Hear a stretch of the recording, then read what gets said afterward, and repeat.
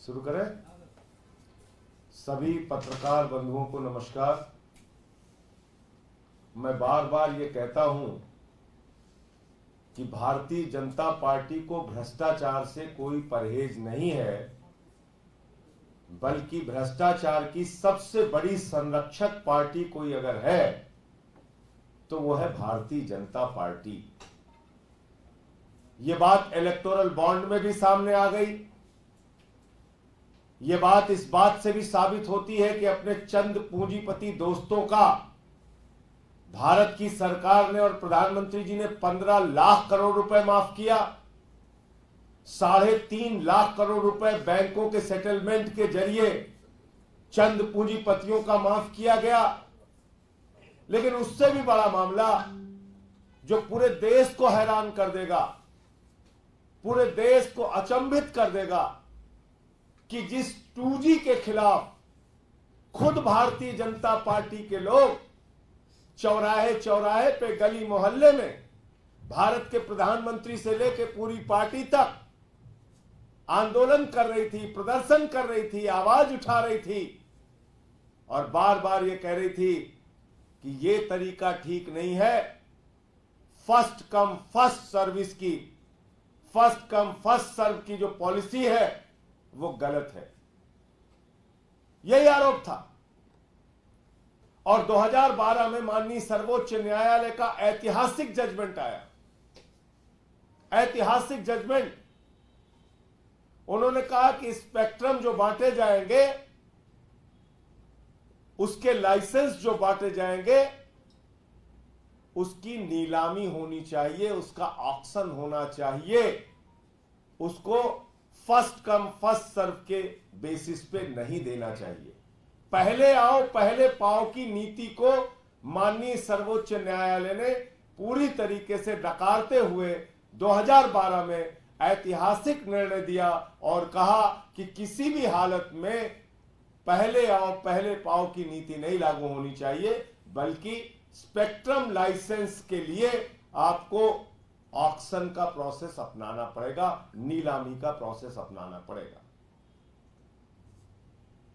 लेकिन मोदी जी और उनकी सरकार, भारत के प्रधानमंत्री पूरे देश के सामने आज बेनकाब हो गए। इन्होंने 2023 में जब 150 सांसद सदन से बाहर थे, उस समय वही नीति जिसके खिलाफ प्रधानमंत्री जी थे, वही नीति जिसके खिलाफ भारतीय जनता पार्टी थी, वही नीति जिसके खिलाफ पूरा देश था, वही नीति पास कर दी। पहले आओ पहले पाओ की नीति, एडमिनिस्ट्रेटिव प्रोसेस से स्पेक्ट्रम लाइसेंस देने की नीति देश की संसद में उस समय पास की गई जब लोकतंत्र की हत्या करके 150 सांसदों को निलंबित करके बाहर किया गया था। और अब सुप्रीम कोर्ट पहुंच गए। कहने लगे, हुजूर माई बाप, आप ये क्या कर रहे हैं? अगर हम ऑक्शन प्रोसेस में जाएंगे तो उससे तो देश का भला होगा, उससे तो देश की आमदनी बढ़ेगी, हमारे दोस्तों की आमदनी कैसे बढ़ेगी, हमारे सरकार की लूटखोरी कैसे बढ़ेगी, भ्रष्टाचार कैसे बढ़ेगा?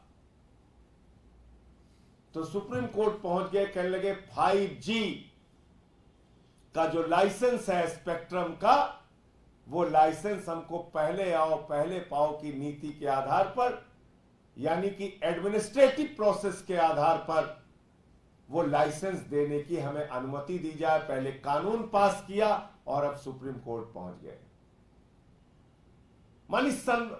मानी सर्वोच्च न्यायालय के भी निर्णय लोग नहीं मानते।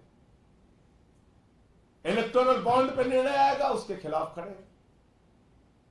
2G पे 2012 का ऐतिहासिक फैसला आया, उसके खिलाफ खड़े। तो आज पूरे देश के सामने भारत के प्रधानमंत्री नरेंद्र मोदी और उनकी सरकार का चेहरा बेनकाब हो गया है। ये मोदी जी का 5G घोटाला है, 5G का महा घोटाला। अपने दोस्तों के लिए वो सब कुछ करने के लिए तैयार है। प्रधानमंत्री नरेंद्र मोदी जी देश के लिए नहीं, दोस्तों के लिए सब कुछ कुर्बान करने को तैयार हैं। अपने एक दोस्त को उन्होंने बिजली दे दिया, पानी दे दिया, सड़क दे दिया, स्टील दे दिया, कोयला दे दिया, गैस दे दिया, पोर्ट दे दिया, एयरपोर्ट दे दिया, पूरा हिंदुस्तान उसी आदमी को दे दिया। और अपने भतीजे को बीसीसीआई का चेयरमैन बना दिया। प्रधानमंत्री जी, आप इस देश की जनता को मूर्ख समझते हैं? 15 लाख करोड़ रुपए आपने चंद पूंजीपतियों का माफ कर दिया। देश के जितने भ्रष्टाचारी, बड़े बड़े भ्रष्टाचारी हैं, उनको बुला बुला के आपने अपनी पार्टी के अंदर शामिल कर लिया। आपको शर्म नहीं आती? आप भ्रष्टाचार के खिलाफ बोलते भी हैं और भ्रष्टाचार का संरक्षण भी करते हैं, भ्रष्टाचार का लाइसेंस चाहते हैं। ये 5G घोटाला जो प्रधानमंत्री नरेंद्र मोदी के नेतृत्व में देश के अंदर किया जा रहा है, ये घोटाला मैं ये समझता हूं कि भारत का सबसे बड़ा घोटाला साबित होगा। ये 5G महाघोटाला साबित होगा। इसलिए पूरे देश की जनता को इस बात के लिए आवाज उठानी चाहिए, सारी पार्टियों को इस बात के लिए आवाज उठानी चाहिए कि जिस प्रक्रिया का खुद प्रधानमंत्री ने और उनकी पार्टी ने विरोध किया, आज वही प्रक्रिया संसद के अंदर कैसे पास की गई, आज वही प्रक्रिया सुप्रीम कोर्ट से आप क्यों पास कराना चाहते हैं? आप का ये 5G महाघोटाला हम लोग होने नहीं देंगे। और आपका ये दोहरा चरित्र अब पूरे देश के सामने आ गया है। आप क्या क्या कर रहे हैं पूरा देश अब जान चुका है।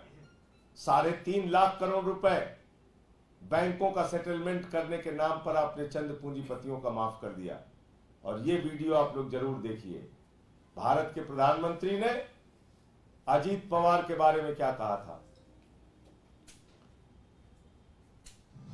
अगर मैं एनसीपी की बात करूं तो एनसीपी पर भी करीब 70,000 करोड़ रुपए के घोटालों का आरोप है। महाराष्ट्र स्टेट कोऑपरेटिव बैंक घोटाला, महाराष्ट्र सिंचाई घोटाला, अवैध खनन घोटाला, इनकी लिस्ट भी बहुत लंबी है। बस बंद कर दीजिए। देखिए लंबी लिस्ट कौन सुना रहा है? भारत के प्रधानमंत्री कोई मामूली आदमी नहीं है। दुनिया के अपने आप को सबसे बड़ा ताकतवर नेता होने का दावा करते हैं। ये दुनिया के सबसे बड़े नेता नहीं है, ये दुनिया के सबसे बड़े भ्रष्टाचारियों के संरक्षक है। भारत के प्रधानमंत्री दुनिया के सबसे बड़े भ्रष्टाचारियों के संरक्षक। और ये आप देखिए, ये कोऑपरेटिव बैंक घोटाले में अजीत पवार और उनकी पत्नी सुनेत्रा पवार और उनके नेफ्यू तीनों को क्लीन चिट मिल गई। बीजेपी की सरकार ने क्लीन चिट दे दिया उनको। मोदी जी ने क्लीन चिट दे दिया। ये आप कर रहे हैं, खुद से आरोप लगाते हैं 70,000 करोड़ के घोटाले का, कोऑपरेटिव बैंक घोटाले का जिक्र करते हैं आप। इसका जवाब कौन देगा? प्रधानमंत्री जी। तो इसलिए ये बात अब देश के सामने आ गई है कि देश के सारे संसाधन लूटकर, भ्रष्टाचार करके प्रधानमंत्री जी अपने चंद दोस्तों को देना चाहते हैं। और ये 5G का महाघोटाला, इसको करने के लिए सुप्रीम कोर्ट तक पहुंच गए हैं। आपके कोई प्रश्न हो तो आप पूछ सकते हैं।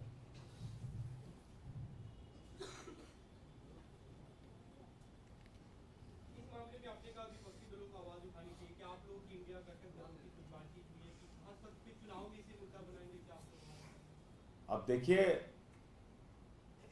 ये तो एक बहुत बड़ा मुद्दा है। निश्चित रूप से इसके बारे में हम लोग बोलेंगे।